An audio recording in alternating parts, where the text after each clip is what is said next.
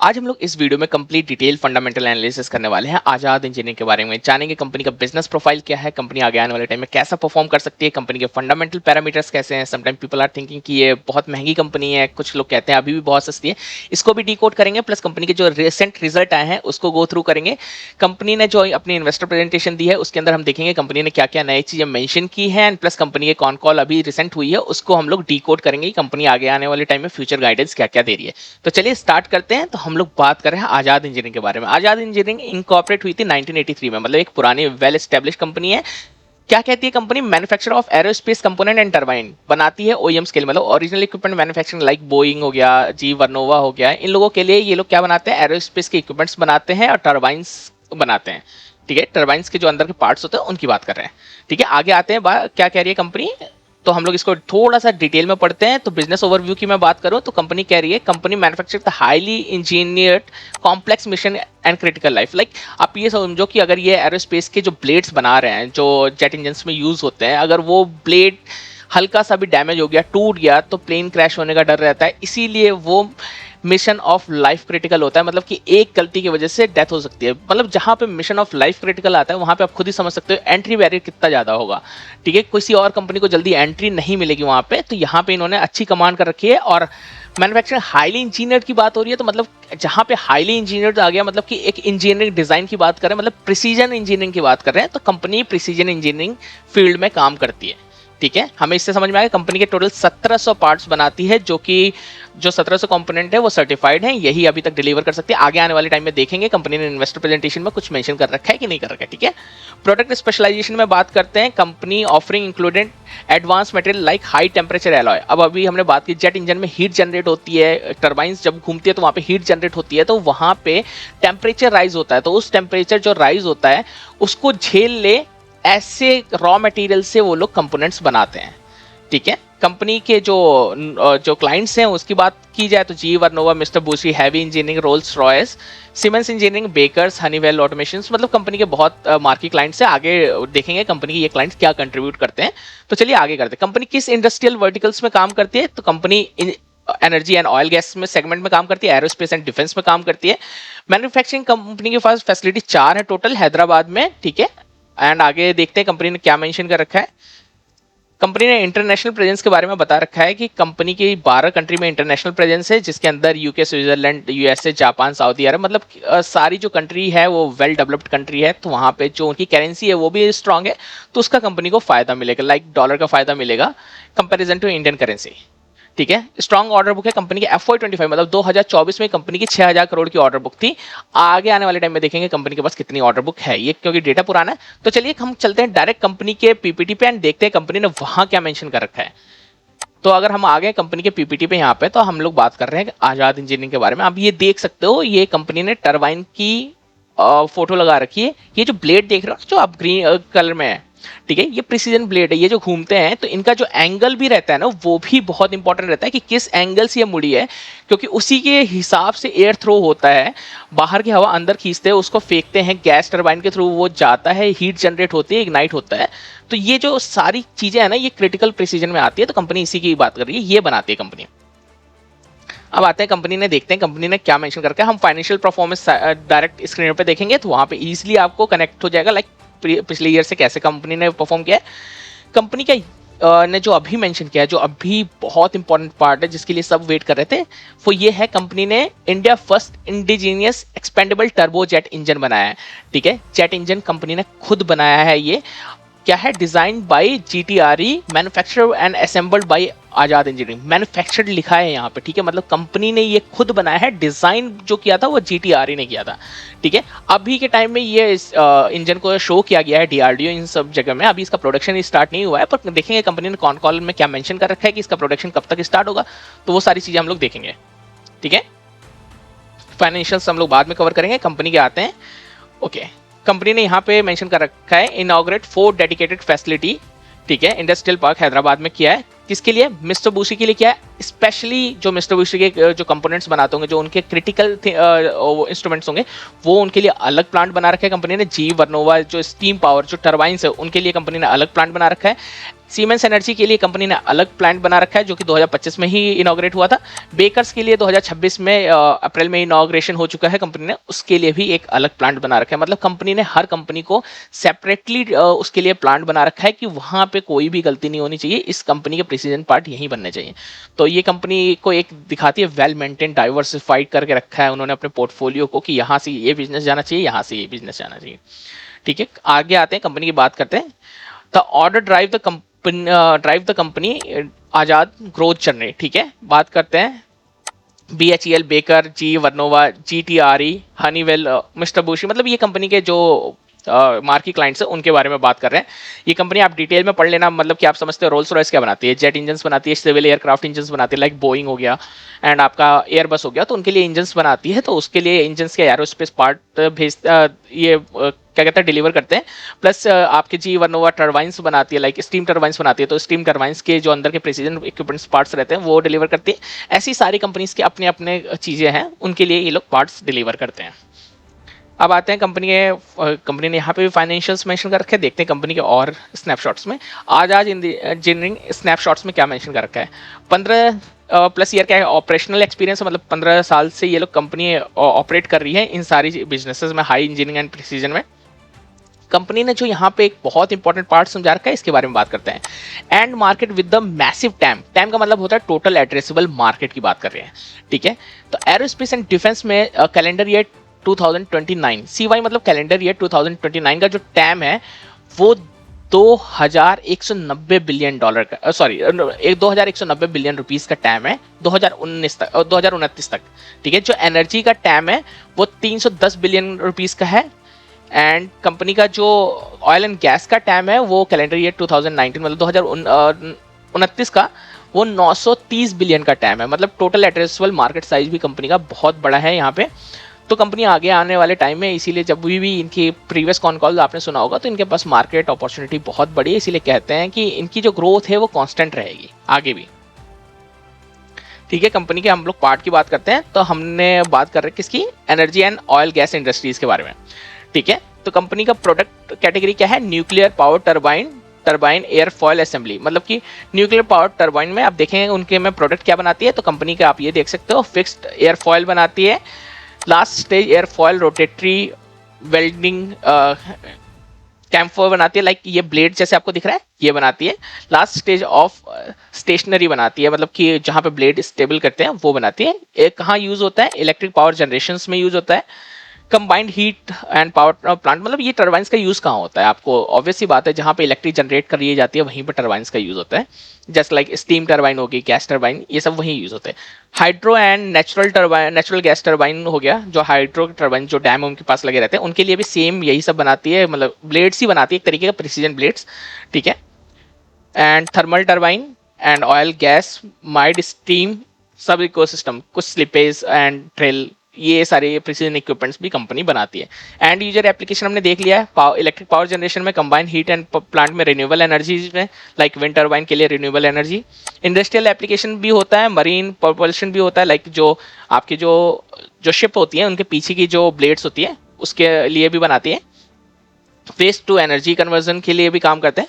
तो चलिए हम आगे बात करते हैं थोड़ा और डिटेल में। ठीक है, project and life critical portfolio, मतलब कि जहां एरोस्पेस की बात होगी, क्योंकि ये एरोस्पेस में काम करते हैं, ये बोइंग एंड एयरबस इन लोगों के लिए मतलब प्रोडक्ट्स बनाते हैं। ठीक है, कंपोनेंट्स बनाते हैं, तो वो लाइफ क्रिटिकली हुई, क्योंकि एक बार प्लेन ऊपर है वहां पे अगर गलती से भी कुछ डैमेज हुआ, ठीक है, तो बहुत लोगों की लाइफ डेंजर में आ जाएगी। तो इसके लिए बहुत हाई एंट्री बैरियर हो जाता है, मतलब कि कंपनी को मल्टीपल टेस्ट से गुजरना पड़ता है to make the part and to deliver to the actual OEM। ठीक है, हम लोग बात करें एरोस्पेस एंड डिफेंस इंडस्ट्रीज के बारे में। तो प्रोडक्ट कैटेगरी में एरो इंजन असेंबली, मतलब कि कंपनी के जो इंजन होते हैं उसके असेंबली पार्ट, एयर फॉयल, ठीक है, आर्म्स, लीवर्स, ये सारी कंपनी के बॉडी असेंबली, ये कंपनी जो है ना ये पार्ट्स बनाती है कंपनी, आप देख सकते हो। ठीक है, and auxiliary power unit, air generation valve and air frame booster, actuator hydraulic system, and ये कंपनी के जो पार्ट्स हैं ये कंपनी मैन्युफैक्चर करती है। कहाँ कहाँ यूज होते हैं, बिजनेस जेट एयरक्राफ्ट में, कॉमर्शियल एयरक्राफ्ट में, डिफेंस एयरक्राफ्ट में, ट्रेनिंग जेट एयरक्राफ्ट में, हेलीकॉप्टर्स में, डिफेंस एंड मिसाइल मैन्युफैक्चरिंग में, ये कंपनी के यहाँ पे पार्ट होते हैं। सिग्निफिकेंट एंट्री बैरियर है, अब हमने बात की जब इतने क्रिटिकल कंपोनेंट्स होते हैं तो इनके लॉन्ग टर्म कॉन्ट्रैक्ट्स होते हैं कंपनीज के साथ, मतलब जल्दी ही कोई भी कंपनी एक कंपनी से दूसरे कंपनी पे नहीं जा सकती। क्यों? क्योंकि मल्टीपल सर्टिफिकेशन लगते हैं इन प्रोडक्ट्स को बनाने के लिए, ठीक है। तो ये एक अगर सर्टिफिकेशन ही इतनी बड़ी एंट्री बैरियर है तो फिर आगे डिजाइनिंग एंड उसका टेस्टिंग कितनी बड़ी एंट्री बैरियर होगी, तो आप ये समझ सकते हो। तो इसीलिए इनके लॉन्ग टर्म कॉन्ट्रैक्ट्स होते हैं, तो हाईली एंट्री बैरियर फील्ड रहती है ये, और जहां पे रिस्क लाइफ की बात आती है वहां पे तो और ज्यादा क्रिटिकल हो जाता है ये। अब बात करते हैं कंपनी के critical source supplier to OEM with a high global market presence, aerospace and defence. इसकी बात करें तो कंपनी क्या है, कंपनी के की कंपोनेंट यूज्ड इन एयरक्राफ्ट में, आउटर स्ट्रक्चर में फ्यूज लॉच विंग्स एंड क्या कहते हैं landing gates, fan, compressor, combustor, turbine, nozzle, ये कंपनी के जो क्रिटिकल कंपोनेंट्स हैं जो एयरप्लेन्स में यूज होते हैं। कंपनी ने यहाँ पे मेंशन कर रखा है critical component supply to a various aircraft platform like Airbus SE, Boeing and Gulfstream. Like उन्होंने मेंशन कर रखा है एयरबस में A322, A350, A355, A350, and Boeing के लिए Boeing 373, Boeing 373 max, Boeing B747, B777, इन सब के लिए कंपनी इंपॉर्टेंट इक्विपमेंट्स बनाती है।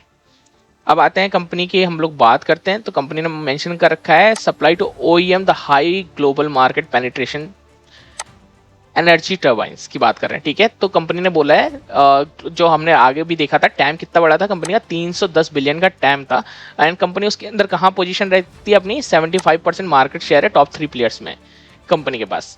तो ये बहुत अच्छी बात है कि कंपनी की स्ट्रॉन्ग प्रेजेंस इस फील्ड में, एंड जस्ट लाइक कि कंपनी एक बार इनके प्रोडक्ट्स डिलीवर करने लगती है तो एंड इस फील्ड में इतनी बड़ी शॉर्टेज है कि आप अगर बोइंग और एयरबस की अगर आप एयरक्राफ्ट ड्यू देखोगे तो ऑलमोस्ट 16,000 एयरक्राफ्ट अभी भी कंपनी के पास पेंडिंग्स हैं, बोइंग एंड एयरबस के पास, जिसको डिलीवर्ड करना है उनको, बट वो अभी भी लाइक बहुत पीछे चल रहे हैं डिलीवर करने के टाइम फ्रेम में।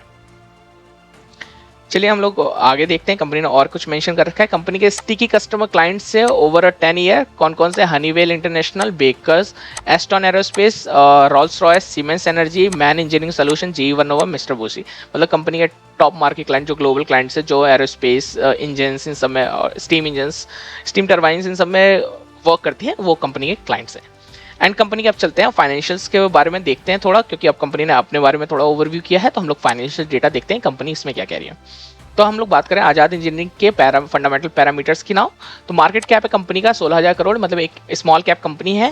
कंपनी का स्टॉक पी चल रहा है 116 का, जो कि इंडस्ट्रीज पी से डबल है, क्योंकि कंपनी बहुत क्रिटिकल कंपोनेंट्स बनाती है, एंट्री बैरियर है, स्टीम इंजन, जेट इंजन बनाने वाली इंडिया की ये पहली कंपनी है, तो इसीलिए कंपनी को मार्केट जो पी है इतना दिया जा रहा है, ठीक है। कंपनी का आरओसी आरओई 10 के नीचे है, अगर ये कंपनी का आरओसी आरओई 20 तक होता तो ज़्यादा अच्छी बात है। देखते हैं आगे आने वाले टाइम में कंपनी इंक्रीज करती है कि नहीं करती।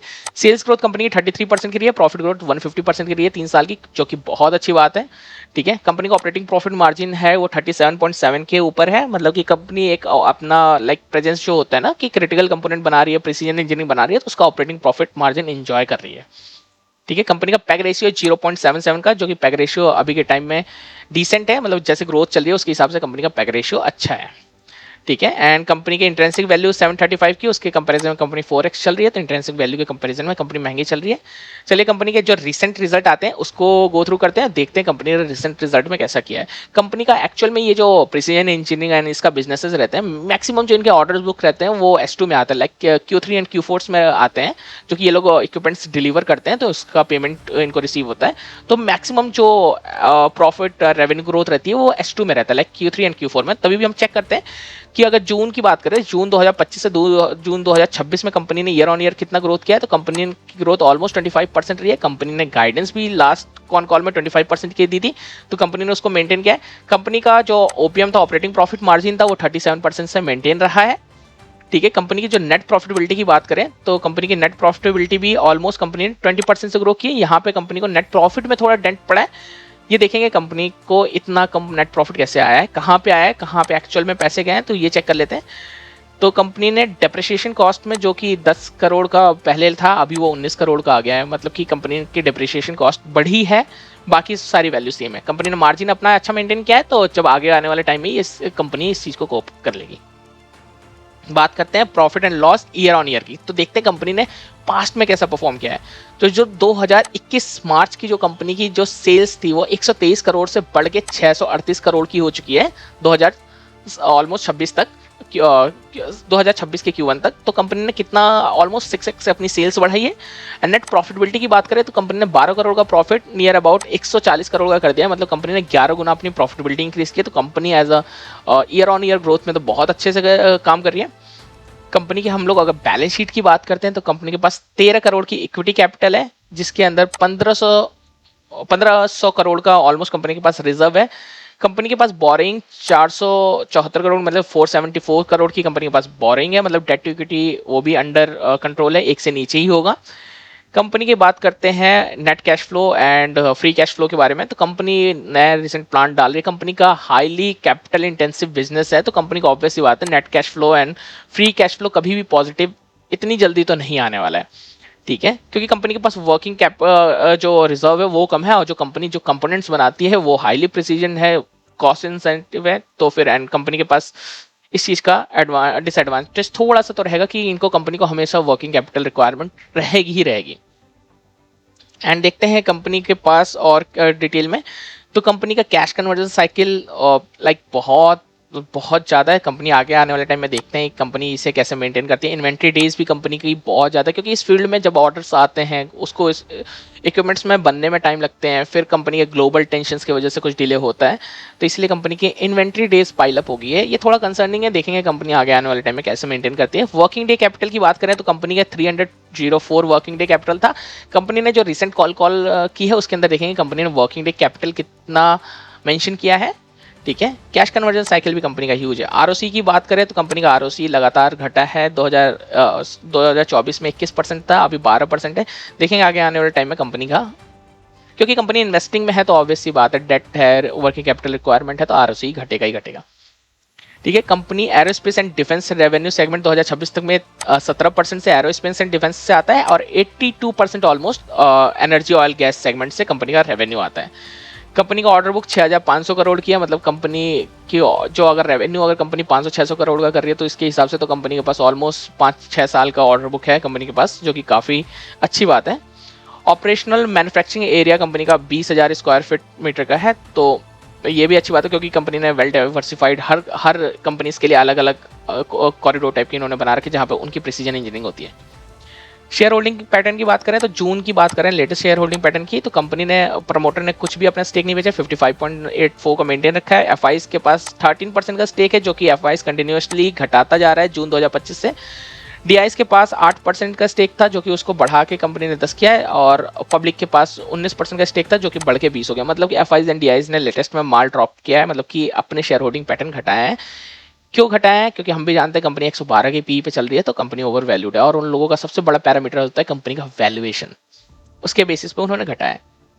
देखते हैं, कंपनी ने रिसेंट कॉन कॉल अपनी दे दी है, तो हम एआई समरी से करते हैं। आपको पढ़ना है, कॉन कॉल सुनना है, जरूर सुनना है, क्योंकि एआई समरी सारी डिटेल नहीं बताता, पर हमें वीडियो में शॉर्ट में कवर करना है, इसलिए हम लोग एआई समरी को यूज करेंगे। कंपनी की आउटलुक एंड गाइडेंस की बात करते हैं, तो रेवेन्यू ग्रोथ गाइडेंस जो कंपनी ने बोला है वो 25% तक रहेगा, ठीक है। आगे आने वाले टाइम में लॉन्ग टर्म तक 25% मेंटेन करेंगे, और फ्यूचर में कंपनी अगर इंक्रीज कर पाती है तो कर पाती है। Confidence level high grounded, multi year contract visibility, qualification progress near completion and utilisation ramp up to show the leverage. मतलब कंपनी ये कह रही है कि कंपनी के पास जिनके साथ भी कॉन्ट्रैक्ट है वो लॉन्ग टर्म कॉन्ट्रैक्ट से, हाई वैल्यू कॉन्ट्रैक्ट से, इसीलिए कंपनी वेल कॉन्फिडेंस है। 6000 करोड़ की ऑर्डर बुक से हमें समझ में भी आता है कि कंपनी के पास ऑलरेडी मतलब अच्छी खासी आगे फ्यूचर ग्रोथ है।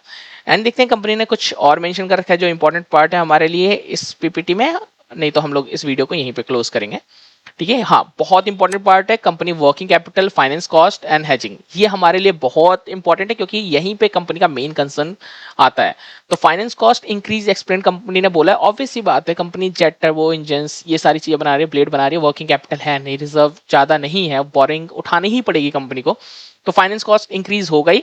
बिलिंग डिस्काउंट चार्जेस की बात है, ठीक है। एंड क्या कहते हैं वर्किंग डे कैपिटल, ये हमारे लिए इंपॉर्टेंट है। 300 डेज दिख रहे थे, कंपनी ने कहा है कि H1 में वो 200 डेज पे ले आएंगे।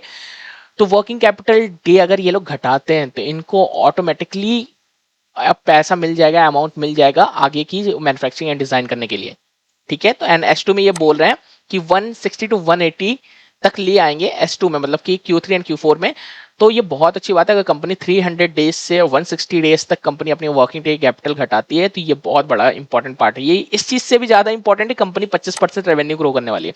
क्योंकि कंपनी जिस फील्ड में काम करती है वो फील्ड में वर्किंग कैपिटल डे नीचे लाना बहुत इंपॉर्टेंट है, क्योंकि कंपनी को रिक्वायरमेंट पड़ेगी। और कंपनी ने अगर डेट लिया तो डेट टू इक्विटी बिगड़ जाएगा, तो कंपनी प्रॉफिट से ज्यादा तो वो अपना लोन चुकाने में ही पैसा देगी। तो होप आपको ये वीडियो बहुत इंफॉर्मेटिव लगी होगी। अगर कुछ आपकी राय है तो आप कमेंट में लिख सकते हो। तो इस वीडियो को यहीं पर क्लोज करते हैं, मिलते हैं अगले वीडियो में। चलिए, thank you for watching, bye bye.